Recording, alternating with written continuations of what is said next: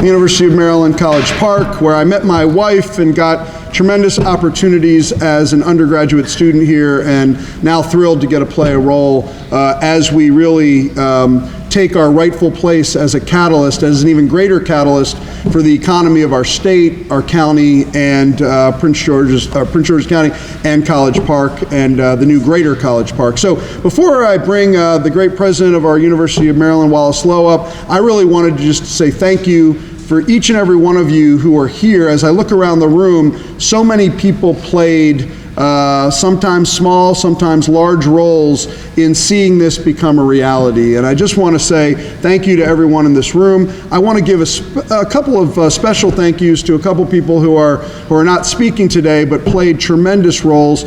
I want to thank our Vice President of Administration and Finance at the University of Maryland, Carlo Coelho. Carlo, round of applause for Carlo.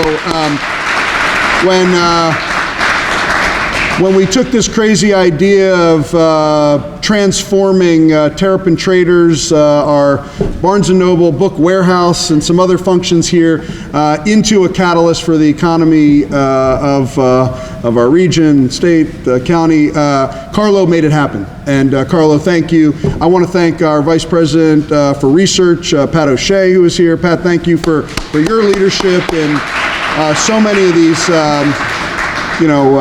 This is the blending of the academic, the research, and now economic development and job creation. And I know you're going to hear from a couple of FlexEl folks in a moment, but I want to give a special shout out to JF, who is president of FlexEl. JF, Jean-Francois, thank you very much for your leadership.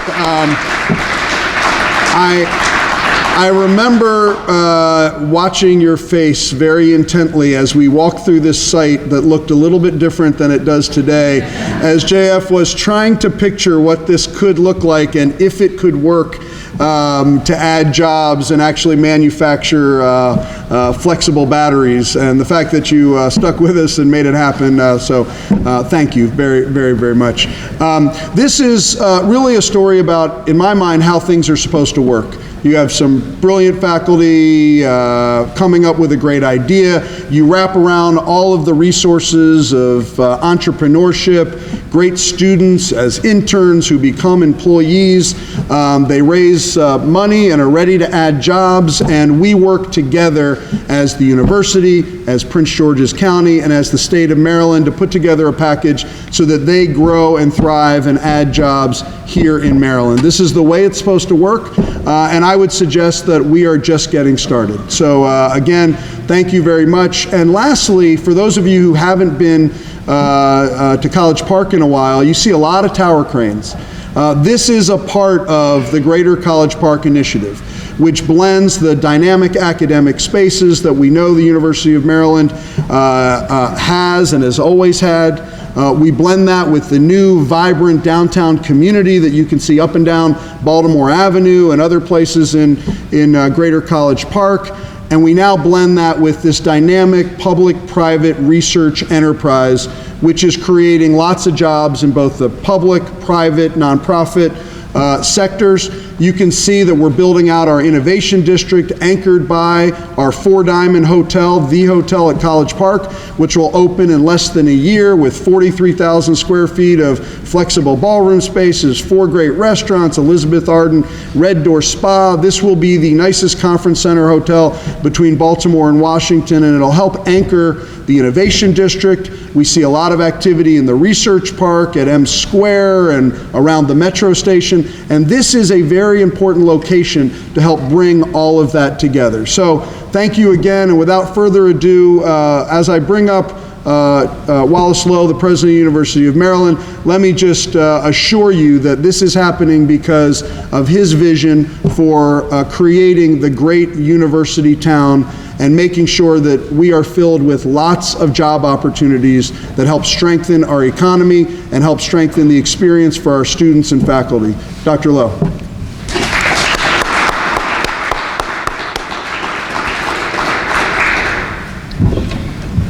Thank you, Ken, and thank you all for coming here. This is a very special moment. What this celebration of FlexEl shows is that it takes a village to build an ecosystem of innovation.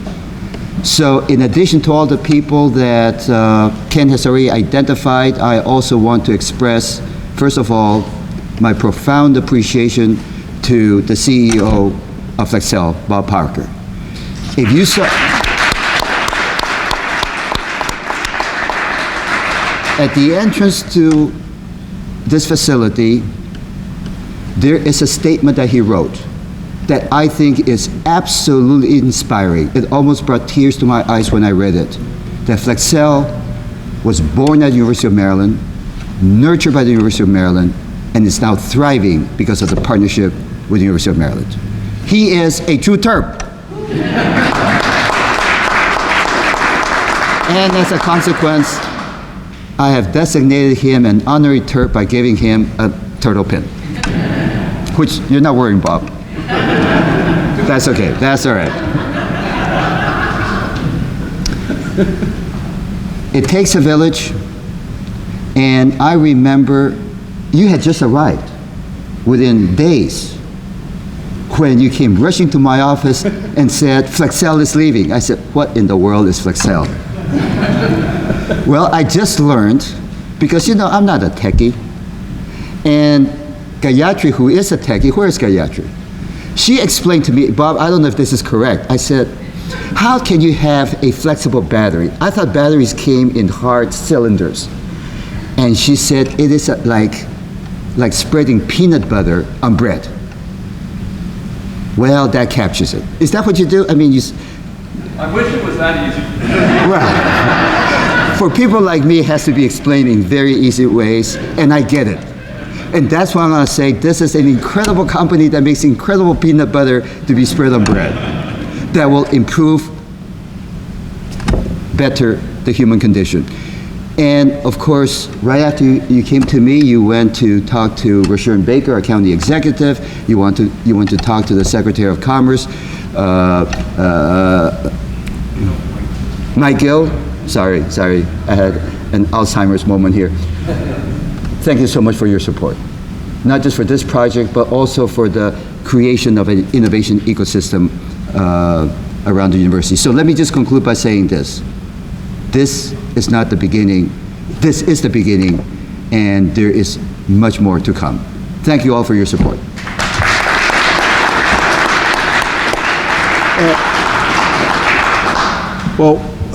Dr. Lowe is exactly right.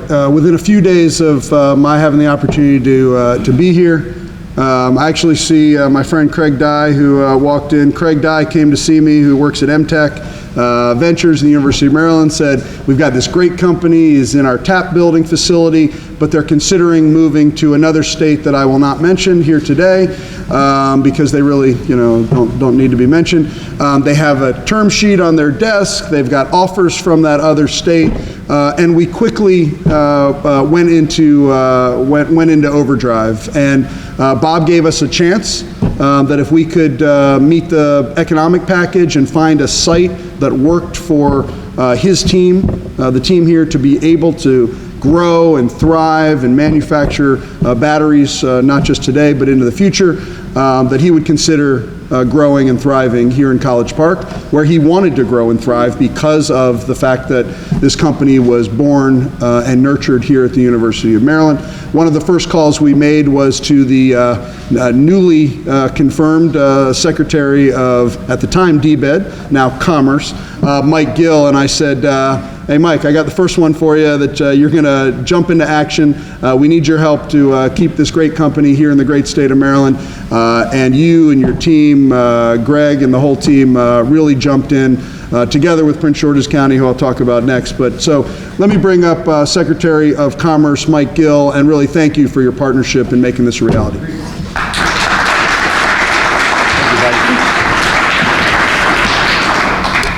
Now this is a way to start a weekend. I almost feel like I'm at a rehearsal dinner. Everybody's all excited. We're getting ready to observe the merger of FlexEl and the University of Maryland and the Maryland economy. We got all these really cool guests that are directly and indirectly related to to the couple that ahead of us. Bob, as I said, when you and I saw each other, though we hadn't met before, I've heard your name 50 times. I said, what's about time I met you? So it's outstanding. And then Ken, from the day that he called me up, and I remember where I was on Northern Parkway, because I live in the Towson area, and I'm on Northern Parkway. I think it was even raining. Was it February? Was it late January? I mean, I hadn't even got my first paycheck yet, I already got to try to figure out how to work with Ken to save a company from going somewhere else. But there were two things that struck me at that time, and I probably said them when Ken and I were talking. I said, Ken, I'm not even really sure yet what we're talking about, but the answer is yes, and let's make it happen. I don't care about the details. We'll get to that in time anyway. And I really feel that way about all of our opportunities in Maryland. I mean, it starts with yes, and then make it happen. And make it happen quickly. Let's don't make it happen slowly in that regard.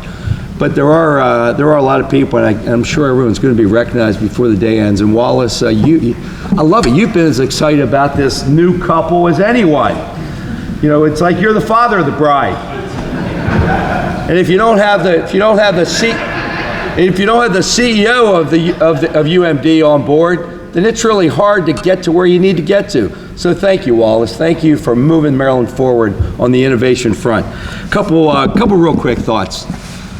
This one's around just, and again, I would have been here anyway, but I was really going to be here because the governor was scheduled to be here. He's still a little busy for a couple more days down in that place called Annapolis. People say to me, how do you like that job you're in, Mike? I'll say, you know, I love it. And it's unless I lose my sense of humor, and then I'm in trouble. Because sometimes there's not as much sense of humor down that place. So Governor, we're having a good time. We miss you. But I'd rather be here and you can be there. So that works out fine. But he does thank everyone, part of FlexEl, because this is part of the big story of Maryland, what we're trying to be. But there's a lot of buzzwords that are going on here. And what I love about today, and I love about the FlexEl story, is all those buzzwords. And I see my buddy Brian Darmody. We've been buddies for a long time, and we end up at the same events often. And so Brian can finish most of my stories that I'll tell. But this particular situation captures a lot of those key words. We almost wear out innovation, but the reality of it is that's one word we can't say enough. Innovation. How about the word manufacturing? Unbelievable. Hey, here's a good statistic. In the last 12 months, manufacturing as a country, we continue to go kind of that way. I mean, it's not that way, but it's kind of that way. In the state of Maryland, in the last 12 months, we actually added net new jobs of about 2,500 to 3,000 in the state of Maryland. We actually showed a move forward on it. So innovation, manufacturing, collaboration, partnership, entrepreneurship, and Ken referred to it earlier on, and I call it economic development as a team sport. I've used it from the day I came in this job, when all of a sudden I realized that if we're going to be successful across the state, it's everyone working together. Prince George's County, University of Maryland, Commerce and the state of Maryland, the city of College Park, and their important participation. It was a team sport. We're not here today if we didn't all get on the same page very, very quickly. So again, just to wrap up, and I'm just so excited. You know, I like to use, instead of saying Jim Collins, you know, good to great, I like to just talk about being great to greater, and that's where we're heading. So again, I'm proud to be part of it, Ken, and thank you very much, and Bob and team, let's really make it happen. Thank you. Thanks, Pal. Well, thank you, Secretary Gill. And you mentioned the team, because the other call we made right away was to the team at Prince George's County. And you know, I've had the opportunity in previous life to work with David Iannucci. I now have an opportunity to work with Jim Coleman and your team, county executive that you put together. And I know many of you are here. I'm not mentioning everybody, but you put together a great team. And you know, oftentimes now I get to give the presentation of the Greater College Park. And oftentimes somebody asks at the end of that presentation, why did this not happen before? It seems like a no-brainer. It seems like a no-brainer with this vibrant public-private research hub around our flagship university in the state of Maryland. And I say, you know, the stars, I don't get into the past, I say the stars are now aligned. We have a president who has made this a priority and given that instruction to his team. And we have a county executive who has worked very hard to make Prince George's County a great place to do business. And that is not lost on the business sector. And so there is a new buzz about College Park, about the greater College Park, our surrounding communities, and about Prince George's County. And when we made that call, you and your team jumped into it, and from the first call, whether it's financial support through the actual fund, permitting support, and working collaboratively with our team here, your team has done a great job, and that's a big reason why these jobs are being created here in Prince George's County. My former colleague as county executive, your county executive, Rashawn Baker.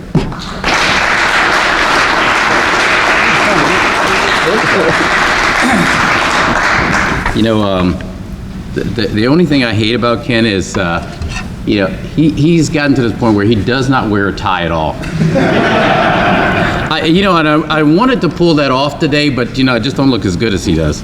You know, but I'm certainly glad to be here. You know, anytime I hear Secretary Gill talk, I was like, okay, where's James? Your brothers from another mother. It is the same. They are so excited, you know, and you, Secretary, you have done a great job. You've been a great partner of ours, and we want to please let the governor know we appreciate the support. But can we give him another round of applause? He's done a really terrific job. You know, certainly, I see our Councilwoman Daniel Galeros and Todd Turner. Can we give them a round of applause? Be really nice to them because they're the ones who have to approve the money that we've used to do this, and they got it from day one. Even, quite honestly, even before they became council members, as folks who worked in Prince George's County in economic development, they got that, and Ken knows this. What we like to say is Prince George's County is the economic engine of the state of Maryland. I dare say the Washington region, or the Washington region, I dare say the state of Maryland. And we started that from the very beginning of the administration. At the time, there was no reason to believe that that was actually true, because there wasn't a lot of companies coming here. In fact, one of the first things Ken did for me was say, hey, one of your companies is about to move. You need to do something about it. I'm giving you a heads up. And then we kicked into gear, because we believed if we made, not just saying make the county business friendly, but we actually did it. Because people say a lot of things, but it's the doing, the hard work. And we started that with redoing our permitting process. You know, we started with, you know, taking permitting, which was spread all over the county, with a here's what you can't do, to a how do we get it done, to a yes answer. We wanted to get the yes. So we started with redoing permitting. We started with the attitude of the employees of the county, everyone, that we want to get to yes. Sometimes we can't get there, but we want to get to yes, and businesses make it. The other thing we did, and this is because of the work of David Iannucci, is that we said, you know what? People aren't going to believe in Prince George's County if we don't believe in ourselves. We can say it's great and we want you to believe, we're committed to this, but if we don't put our own dollars in the pot, then why would you put your dollars in there? Why would you stay if we were not willing to put our dollars up there? And that's why in the height of a recession, with a budget deficit, we took $50 million that we didn't have, and we said, we're betting on Prince George's County. Because we believe that we're going to be the place where everybody's going to want to come. We believe that so much. In fact, we went up to Wall Street and they said, well, you know, how are you going to get business there? We said, we're going to take our money, we're going to invest in ourselves, we're going to match it with yours. They said, you're insane. I said, yes, I probably am. 5 years later, they never asked me that again. They were like, brilliant idea. But in order for that to happen, we need partners. I was blessed, and this county was blessed, that when I came in as county executive, University of Maryland was smart enough to get a president that actually understood that the university is more than just a campus across the street, that the university is part of a city and a part of a county, and that we want to grow together to make that great university greater, but also to make it a place where the quality of life attracts people to want to live there in College Park, to want to raise their kids in College Park in Prince George's County. And so when this came to us and they said, hey, there's a company that's leaving, what are we going to do about it? We want some help. And they said, FlexEl. And I said, is that like a vitamin you take? I'm older, so I know. So I said to David Iudice and to our folks and to James Coleman, you know what? We don't want any business leaving Prince George's County. In fact, we want businesses coming here and have the business grow right here in College Park, right next to the metro station, right when the Purple Line is coming, right in Innovation Park. Everything we're doing, that's the perfect thing. We've got a hotel that's coming around over here with a conference center. We've got Whole Foods that's coming. We've got innovation here. We've got people who are going to want to come to Prince George's County. This really is what we were talking about when we started this journey. And that is, how do we make sure we keep and grow those opportunities for the future? And Bob, I want to thank you for believing in us and giving us the chance to invest in you and the company so that you grow. We're committed for the long haul. Thank you.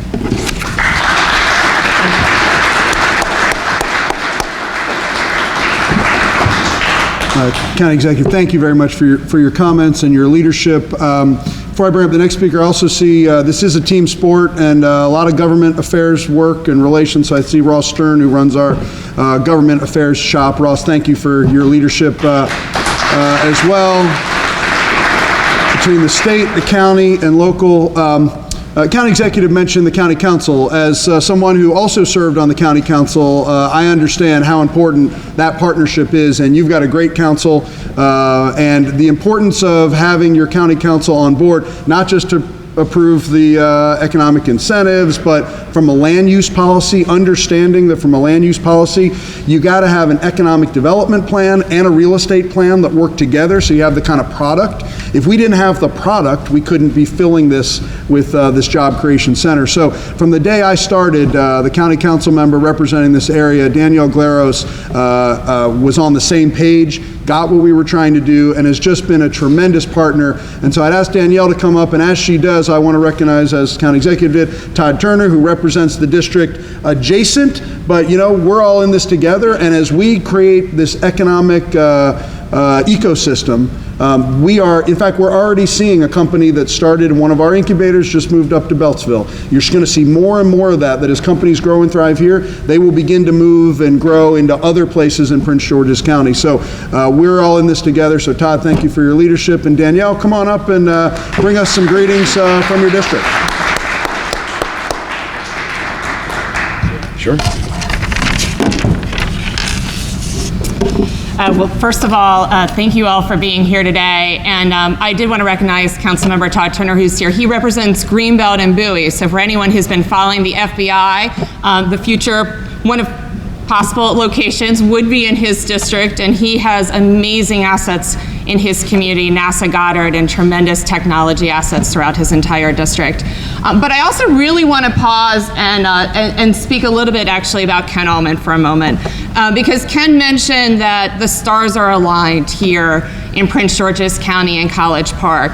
And he's correct. When Dr. Lowe came on, there was clearly a shift. And when Rashawn Baker came on, there was also this tremendous new energy. But to be frank with you, I think the star that we all really needed to pull us all in was Ken Ullman. And this project is very much the epitome of what Ken has been doing in College Park on behalf of Prince George's County. And as he knows, I just consider him part of our county's economic development team. So I just want to say thank you, Ken.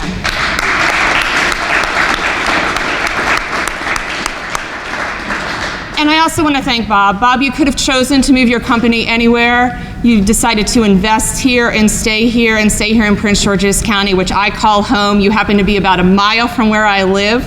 And so I am incredibly grateful and frankly, incredibly amazed by this facility. I was joking as I walked in. I remember when it was Terrapin Trader.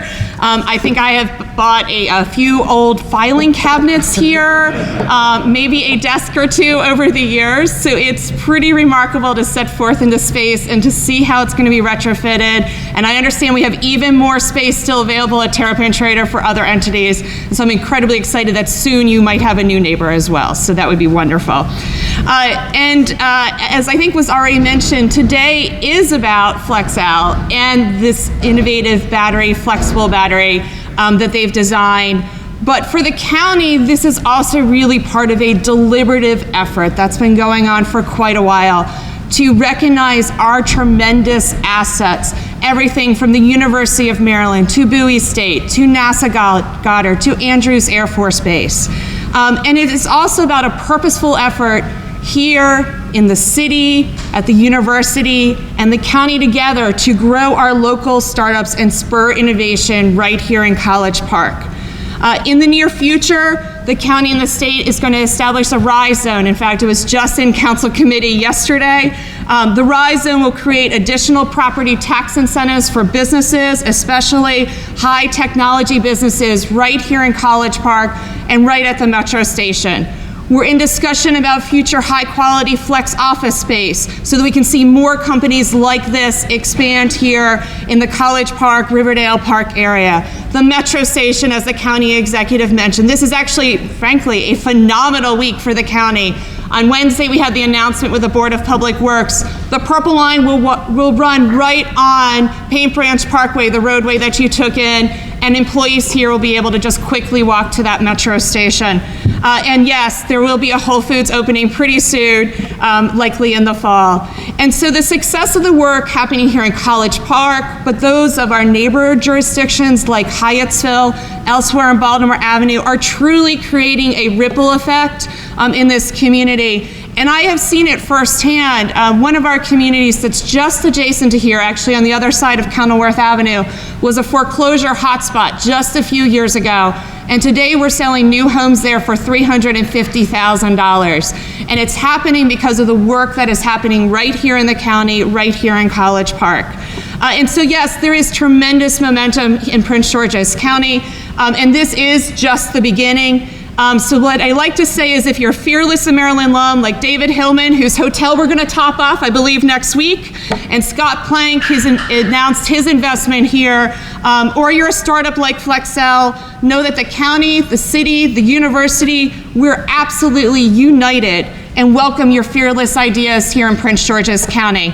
We're working deliberately to create this great college town, but most importantly, to equally create a vibrant Prince George's County.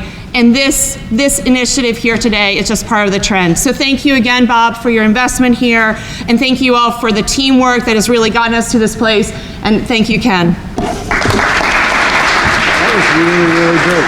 Good job.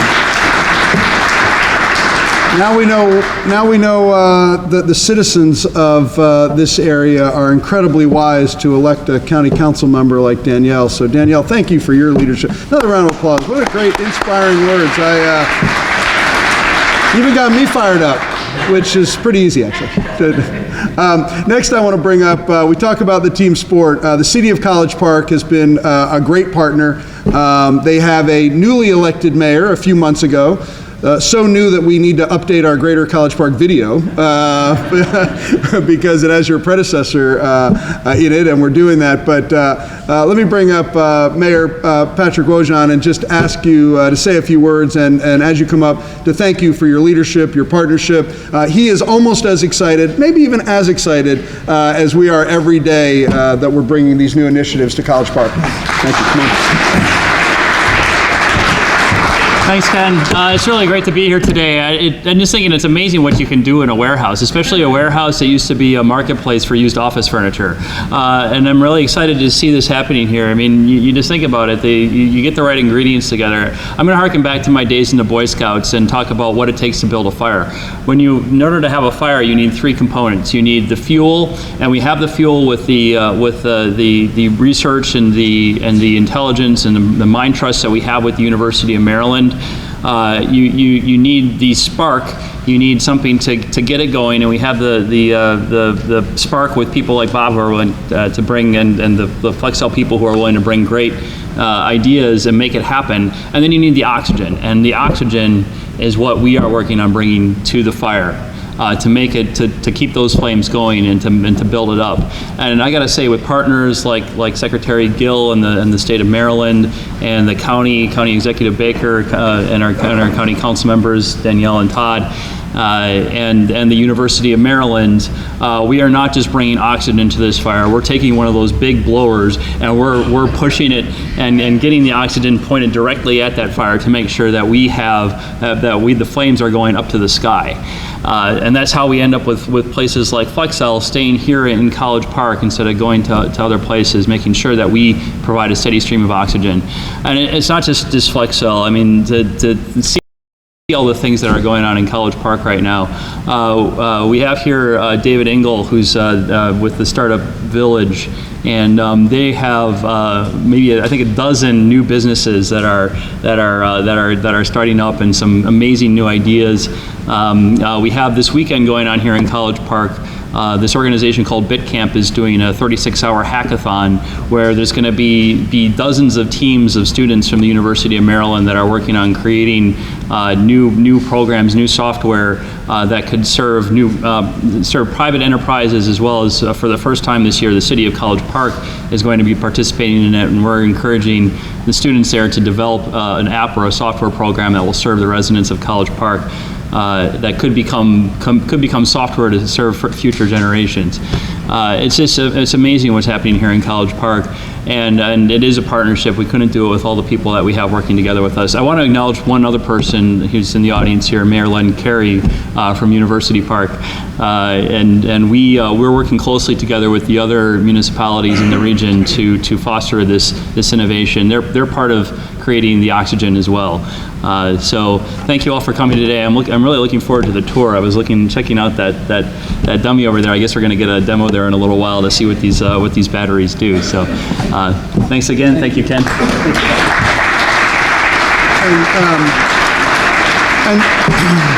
And I want to, before we hear from the team at FlexEl, which I know what you're really waiting for, not more of us, but I want to just make a couple points. Patrick, I'm glad you recognized University Park. When we say Greater College Park, we mean Hyattsville, Riverdale Park, Greenbelt, University Park, and all of our neighbors. Bowie, too? Todd? Good. A little distance, but you know. But so we really mean it when we say it. And when we all thrive, when we all work together, we're all going to thrive together. 2 points I wanted to make just to close up here, and then we'll bring on the team from FlexEl. When we talk about economic development, so much of our conversation broadly about economic development ends up being companies moving from one place to another, right? And that's a part of it, and it's always going to be a part of it. But when you talk about organic new job growth sparked by ideas, that's what we're talking about as an economic engine here. So out of thin air, with a lot of investment, a lot of patience, a lot of brilliant ideas, you know, adding 60 new jobs here, that is what we can become. And when you mentioned David Engel and the Startup Village, last night at Kevin Plank's Cupid's Cup, of 6 teams, 1 was from the University of Maryland, 5 were from other universities around the country. The winning team was Java Zen Coffee, which is a new coffee and tea blended, a company that blends coffee and tea. They won the $75,000, and I'm meeting with them at 1 o'clock today because they've said now that we won the money, we're ready to open a real office with a real facility with, so looking for distribution. And so that is what we have become, and we've become this place that not only now has students, Dean Chang's been a big part of that, who are creating ideas. Now we're really working to make sure they grow and thrive here. And the last point is the real estate is critical. If this building had not been available, I'm not sure what we would have done, right? So now, as Danielle mentioned, in the next few weeks, we'll be announcing a co-working concept. We'll be announcing more Flex R&D product like this. So a coffee company, what do they need? They need offices, they need some light manufacturing, some storage, bring in trucks, a loading dock, those kinds of things. And we have companies that need Class A office space, and we'll have some new announcements about that in the research park as well. So we need all of it to come together, and it now is, and there's no better way to bring it together than to bring up Masa. Where's Masa? Masa's right here. Masa is one of the first engineers here at FlexEl, but was also a University of Maryland student. So we want to make sure that's what's not lost in this conversation is we are about educating our students and then providing our students opportunities to grow and thrive, not just in academics, but also in their careers. And Masa is a great example of that here at FlexEl. Masa, thank you for being here.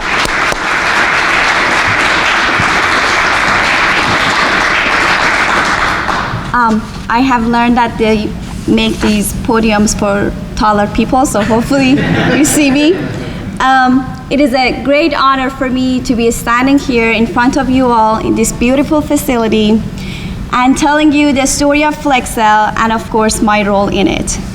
I came to UMD as a graduate student working on a battery research project which became the foundation of the start of FlexEl, and throughout the years I progressed to my current role as the operations and product manager of the company.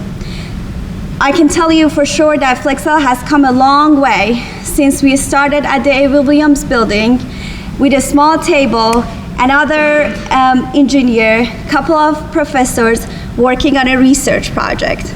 As a group of engineers, we were mainly focused on designing, prototyping, and testing of our batteries, and we were somewhat not very experienced with the business aspects until MTech introduced us to Bob Proctor, and luckily he agreed to come on board as our CEO. Very shortly after we moved to Technology Advanced Building, we were able to hire part-time and full-time employees, some of them UMD students, some of them UMD alumni, and some of those who started with us as interns, they became full-time, and they have been greatly contributing to the success of this company. And you will get to meet them as we do tour of the labs.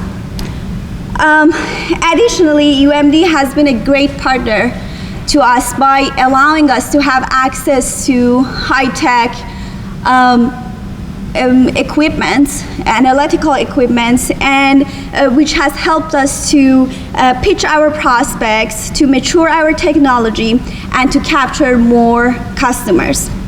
MTech also facilitated a lot of things for us, such as taking away the pain of dealing with administrative and legal aspects of the business and allowing us to focus more on our projects and doing research and development, what we were good at. But after occupying half of the TAP building, we realized that it is time for us to move. We realized that for our company to be mature and get to the next level, we need to learn new skills such as being able to maintain our own facility, implement safety procedures, and do lean manufacturing principles and many other best industrial practices. We also got to the point that we needed more space for research and development, and we also needed more space for pre-production. So it was time for us to move, so we relocated, and as an operations manager, it was after we moved that I realized how much work goes into designing and maintaining a facility. But on a personal note, it has been a great experience for me to be given the opportunity to see the birth and nurturing of FlexEl, and I can tell you that I have grown along with this company. I started working full-time as an engineer while I was still doing my graduate studies at UMD, and as the company grew, I took on managerial roles, and I have been deeply involved with day-to-day activities of the company, hiring people, operations, and managing resources. And this was a unique opportunity that it was given to me by working for a startup, and I was lucky to be part of it from the beginning. It is a great honor to be part of this journey, to start from a small table at a research project, to get to this state-of-the-art facility, and to business processes with great customers and, of course, great pool of talents. It was also a very long way to come for me as well, moving to United States, doing my graduate studies here, graduating from UMD, and being involved in starting a company that generated and will generate many opportunities for others. I'm grateful to be part of this journey, and I'm grateful for those who made it possible, the University of Maryland and its wonderful MTech program. Thank you so much.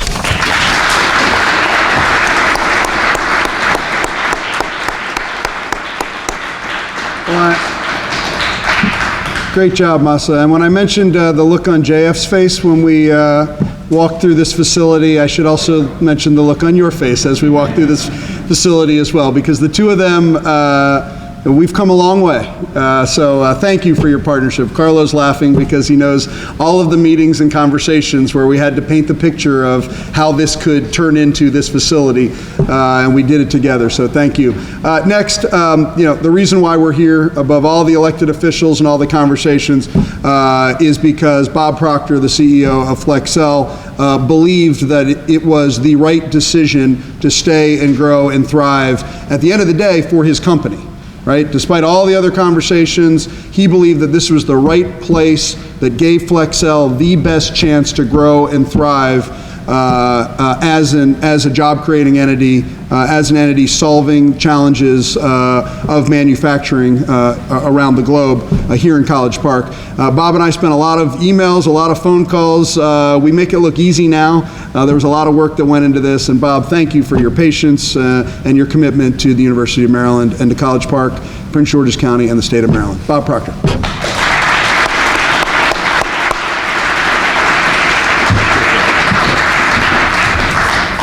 Wow, those are tough acts to follow. Let me start with thanks. I would love to thank everyone that's helped FlexEl that's in the room, but I would have to thank everyone in the room. It is literally everyone in the room. This is like a great reunion for me, for everyone that has touched FlexEl over the last 7 years. And it is literally everyone. So take a look around you. There's 50, 100 people here. Every single person in this room has had an impact on FlexEl. It started, obviously, those that have worked the most and toiled the hardest are employees. There are many current and some former employees who have moved on to greater things here. And I thank you tremendously. It is your work and your research results and your ability to impress the marketplace that has allowed us to thrive and grow. University of Maryland, Dr. Lowe, thank you for making me an honorary Terp. I am thrilled and honored, and I was able to attach it despite not having reading glasses attached to me at the moment. For those of you who haven't seen it, we are forever grateful to the University of Maryland. FlexEl was born here, has been nurtured here, and will continue to thrive in partnership with the university. And I will continue to talk about that in a few moments. Prince George's County has also been integral to our success, both from a talent perspective. All along the way, we have recruited talent not only out of the University of Maryland, but also out of the county. We've used a number of local vendors to help us grow with various engineering and administrative support capabilities. The state of Maryland, Mike may not know this, but FlexEl really got an initial TEDCO $75,000 loan when it was just one employee and a business plan. And that really gave us the seed capital to start to win first customers and start to grow and thrive. And finally, those that are in the university administration or even in the media here, we love good press. You are helping us too, even if you haven't seen us before. So many thanks to virtually everyone in this room today for showing your support and being with us today. So I think it's worth a few minutes to talk about what does FlexEl do. And let me tell it as simply as I can. Imagine this thing that all of us now have called a smartphone. And the world of companies today are thinking of a smartphone as a platform for gathering data from devices that may be implanted in your body, devices that you may wear on your body, devices that may be integral to your clothing or your shoes, as well as consumer products that you may carry on you or use in your day-to-day life. All of those devices need batteries. Most of those devices that people want to innovate around, they need batteries that don't exist on the shelf today. They need batteries with custom shapes or form factors or power requirements. They need batteries that are biocompatible. You see a chart here that has the pH map of the body. It needs to have a pH that's similar to the body. They need to be able to be worn on the body. You can see some of our demonstrations over time. So that's what we do. We create innovative batteries for companies that are looking to bring products and novel ideas to market. They can't do so without new innovative battery technology. And we, in that process, get to see the world 2 to 5 years from now, because we work on companies with the new products and exciting things that they want to bring to market, and we get to see that. And it is an exciting place to be at FlexEl because we get to work on the next generation of technology across many large corporations. And we've made batteries as small as 3 human hairs that are biocompatible. We've made innovative batteries with unique high power capabilities that might fit in your pocket for consumer products. So you'll see a number of examples of those on the tour today, but that's essentially what FlexEl does. We make innovative batteries for use in and around largely individuals to enhance their daily lives. So let me tell the version or the story of FlexEl a little bit from my perspective. FlexEl was born at UMD. It was 2 professors, Neil Goldsman and Martin Peckerard, who developed the initial research. They worked with the MTech program to develop a business plan.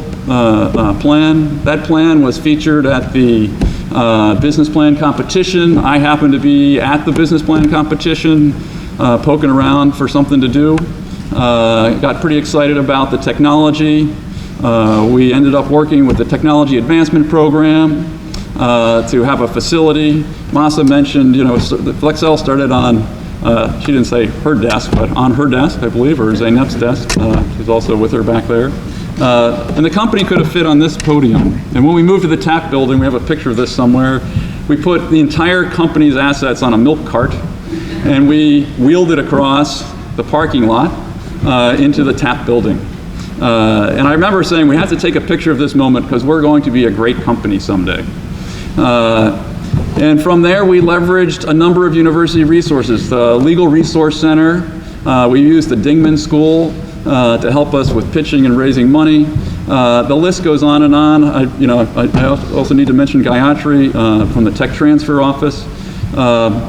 So it's been a great partnership, and we continued to grow. We've leveraged the university's resources tremendously in terms of the high-tech equipment and the research labs that are part of this university have enabled us to represent ourselves as a company with much, much greater capabilities than we ever would have had if we weren't located within the University of Maryland ecosystem. That capability has allowed us to walk into Fortune 500 companies and show a level of capability that they don't expect to see from a small, innovative company. It has also been a great resource for us from a talent perspective. We have been able to surge talent. I call it the secret weapon in the summers, particularly with summer interns and students, sometimes hiring as many as 15 or 20 students for the summer. And the talent assets that are here locally and keeping them local has been a tremendous benefit to the growth of this company. So then we get to an inflection point. We're doing well, we're growing. And we got to the point where you see some of the large industrial steel here to produce batteries. That doesn't fit in the TAP building. It's too heavy for the elevator. It's actually too heavy for even the floor on the first floor. And our clients have said, okay, we've taken the notion of a battery from a concept on a sheet of paper through to a benchtop demonstration with you guys, but we want to take it to production. We want to have real products in the world. And we need you to help us get to pilot scale production. So we had to move in order to serve our clients and to continue to grow. And we couldn't live in an incubator building at that point in time. We're busting at the seams. And it was challenging to find a place to locate inside the university ecosystem. And that was quite a struggle because we've leveraged university assets and resources, as I've mentioned, all along the way. And so we made the decision to move to Virginia. Oh, I said that other state. I apologize. And we had a term sheet, which we had negotiated for several months. And it was probably a Tuesday or a Wednesday when Craig Dye said, you got to meet this guy Ken Ullman, he's new. And talk to him. And I said, well, what does this guy want, Ken? And who is he anyway? And so we met, and Ken said, why aren't you staying? And the conversation really was about all the things that the Innovation Park or Innovation District brings to bear. We wanted Class A hotel facilities that were walking distance to where our innovative growth company is staying because we want people to come visit us. We want to be able to continue to expand from a manufacturing perspective. So we needed a facility that allowed us to go from, on that end, whiteboarding in a conference facility, to in the center, benchtop demonstrations of prototypes to clients, to in this end, the ability to show pilot scale production and the ability to scale to a large corporation. We needed all of that under one roof. We wanted good restaurants to take people that are coming to visit us.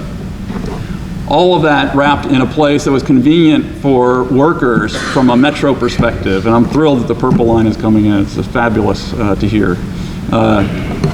It's really Ken's leadership that said, I think we can make that happen. And I want you to be the pointy end of the spear in helping us make that happen. And I think doing so clearly has been the best decision that FlexEl has made.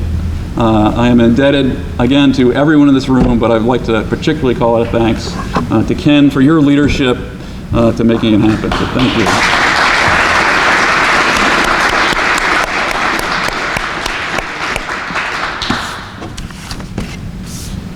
So FlexEl is at another inflection point in its growth.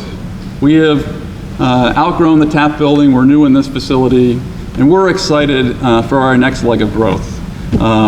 This capability, we've been able to market to talent, and people come and tell us that this is one of the most exciting facilities they've seen in the battery engineering space in the country. And we're excited for what it means as we bring clients and prospects here to show what we're doing.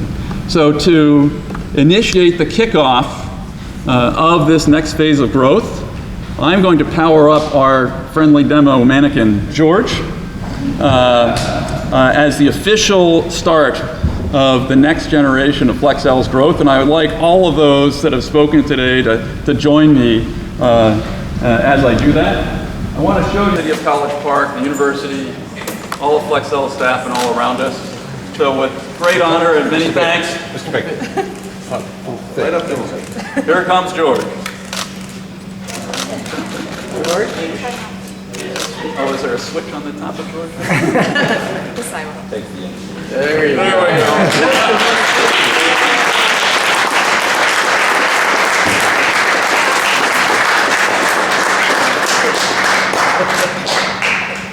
Thank you. Thank you. Great. Novel solid electric. So instead of having a battery that's based on aqueous electrolyte and some separator, we'll have a polymeric film that's got all the functionality in it. So we don't have to use water because water tends to dry out and disappear. So this could extend the life of a battery. batteries. Just Flexi too. It's cool. I almost understood some Yeah, of we that. made some. These are some of James' wife, the solid is an polymers engineer. we're making. They're about He's where 50 she was. microns thick. So we're just starting this project. That is Yeah. great. Well, thank you very much. Wow. Cool. Rather than the liquid, in this one or primary battery, we have all kinds of liquid salt. For this one, this is kind of flexible. We can, I think, detach it from the dishes. I'm going to show you one piece. Hold on a second. Let me see where the. So it's going to be so thin. We put it between the cathode and anode, so that's why you can flexible. Oh, it's. That's why we call it flexible battery. Flexible battery. Not either using kind of the very hard anode. So you The can very hard- bend it and You do. can bend it as kind of the, as a short on the George. You can put it in, use different chemistry. Gosh, that is amazing. Did you see that? I mean, that's terrific. Oh, it's incredible, yeah. Yeah. So I'll say it again because we got more people in here. The importance of Simple question, this machine makes what? Batteries or circuit? it makes batteries, and so I don't know if you heard me what I said before. No, we're in and out, so. This machine was actually first used to put together PCB boards for PCB board type. for electronics, but we recognized that the capabilities of this machine to be able to recognize pieces and to be able to put them down very fast.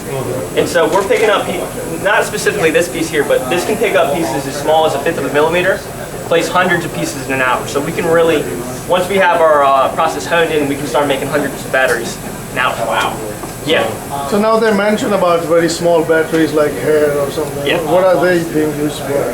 The potential use? Potential use would be There is a table in the warehouse area with a mannequin, and video can explain to you in great detail what the applications are, but mostly they are medical applications. Medical. and a cloud. Yeah. Different types of application, but mostly related to medical. And there are some examples of them. I don't know if you stop by that table. Yeah, I saw the white mannequin, the Yes, one with the you- patch here and all that. Exactly. So you can actually see those very, very thin batteries, and you can see how you can replace batteries inside of medical devices like a thermometer and replace it with these very thin, very small batteries, and you can see the operation going. So So these rechargeable batteries or these they're primary batteries. They're not no, rechargeable. they're not rechargeable. Yeah, these are specifically for, a couple day uses, maybe over the month or so, but they're primary, they are not rechargeable. What does it look like when you've actually made it? There is I can go and grab one, and I Oh, can no, just that's- show it to you. So it goes from here to somewhere in there when it makes. So essentially what we're doing here is that there's, I would say, 3 main parts of the battery. You have the positive cathode, you have the negative anode, and you have the separator, the kind of thing that keeps them in contact with one another. What this machine does is that it actually stacks all the components up in an array for us. So this is the board that we build our batteries on. So over there we have the laser engraver, which we engrave the board. We have our they call them fiducials, but we're really the reference points. So the machine will see these 2 reference points, and based on that, it will place the batteries in this nice array. Then once we have a nice board of batteries, we will cut it out, and then we'll go through our next processing steps of sealing them out, filling them up, and things like that. But what I also do really want to stress here, though, is that this machine and all these other machines can be modified pretty much for whatever application that we want. If we need to pick up larger pieces or smaller pieces, we'll get new hoses for it. If we need to dispense electrolyte, we added a dispenser into it. So this machine literally builds the batteries for us. And so I said it before, but I'll say it again. This removes the human error that goes into these little small lab scale processes and makes it very repeatable and high throughput. So we can, if we need to make a change, if we find out that, hey, 24 is not enough on each board and we need to make 100 now, boom, I pop it into the laser, make a new board, load a new CAD file in, and I'm making 100 batteries. Wow. Yeah, so that's, I kind of talked about it a little bit before, but this lab is very dynamic. If we find something that needs to be changed in the battery, we have the capabilities of making the changes the day of. Then we obviously, in research and development, data is the name of the game. Data is the higher power. We You know, everything comes from the data. So we need to prove things out, collect data, make sure that the change is correct, and then move on from there. And so we can fit any form factor that really much that our customers require from us. You should tell them the very technical name for the machine. It's called the pick and place machine. So, Oh, I like that. Pick and place. That's simple. This is an example. Yeah. This is actually 3 batteries in parallel. So this hair thin battery that you can see over here is made with this machine, and it is 1 battery here, 1 here, and 1 here. And So, then you can explain more. This setup is really just, we needed, in order to power a thermometer, we put them in parallel. But I'll pass this around. I want everybody to focus on these arc-shaped Exactly. little batteries. They're 200 microns thick. So we're talking about 1/5 of a millimeter and about 800 microns wide. And the total arc length is probably about possibly 8 millimeters or so, but just take a close look, because when you got to really look at it to see that it's there. How long can it power for? If anybody would like to see, take a look. Well, it depends, because the application that they're used for, it requires very low energy density. Wow. It kind of works as a capacitor. It really just provides the voltage. In a lot of electronics nowadays, they really only need voltage. So, like I said, depends on how much energy you want to draw from it. For our application, they can last a day, possibly, a month. It just depends. Yeah. Is this the machine that made the battery that they said was as thin as 3 hairs or something like that? Yes. Okay. This is that machine.